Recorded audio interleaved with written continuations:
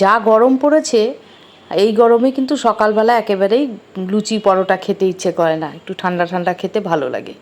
দু একদিন অবশ্য দই চিড়েও খেয়েছি, আর আজ ভাবলাম যে দই চিড়ে খাবো না, আজ একটু দই বড়া করব।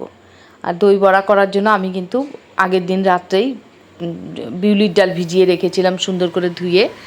আর এখন আমি এরপর বিউলির ডালটাকে একটু মিক্সিতে পেস্ট করে নিলাম। এদিকে আমার বিউলির ডাল পেস্ট করা হয়ে গেছে।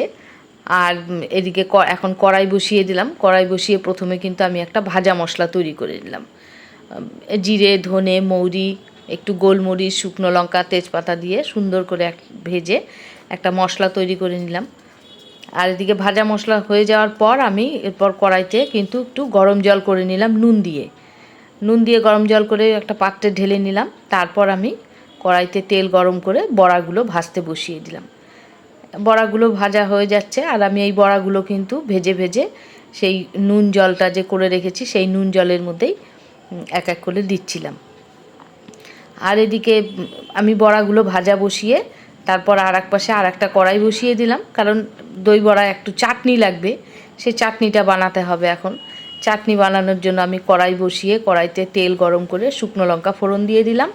তারপর একটু তেঁতুল গোলার জল আর একটু আমচুর পাউডার গুলে দিয়ে দিলাম।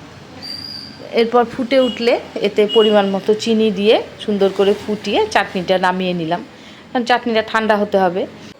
এদিকে আমার বড়াগুলো সব ভাজা হয়ে গেছে। আর বড়াগুলো ভাজা হয়ে যাওয়ার পর কিন্তু চাটনি বড়া এগুলো আমি মিনিট 15-20 ফ্রিজে রেখে দিয়েছিলাম একটু ঠান্ডা হওয়ার জন্য। এখন আমি সব বের করে নিয়েছি, কারণ এখন আমরা খাবো। আর প্রথমেই তো বড়া সাজিয়ে বড়াতে টক দই ফেটিয়ে দিয়েছি, তারপর দিয়ে দিলাম চাটনিটা করেছি চাটনিটা, তারপর ভাজা মশলাটা গুঁড়ো করে রেখেছিলাম ভাজা মশলাটা দিলাম, আর একটু ঝুরি ভাজা দিয়ে আর বিট নুন দিয়ে দিয়েছি, দিয়ে তোমাদের দাদাকে প্রথমে দিয়ে দিলাম। আর দাদাকে দেওয়াতে দাদা তো খেয়ে বলল ভীষণ ভালো হয়েছে, আর দাদা ভালো বলেছে বলেই আমি ভীষণ খুশি, তার মানে সত্যিই নিশ্চয়ই ভালো হয়েছে। যাই হোক, এই গরমে ঠান্ডা ঠান্ডা এই দই বড়া খেয়ে সবাই মিলে একদম মন প্রাণ জুড়িয়ে ফেললাম।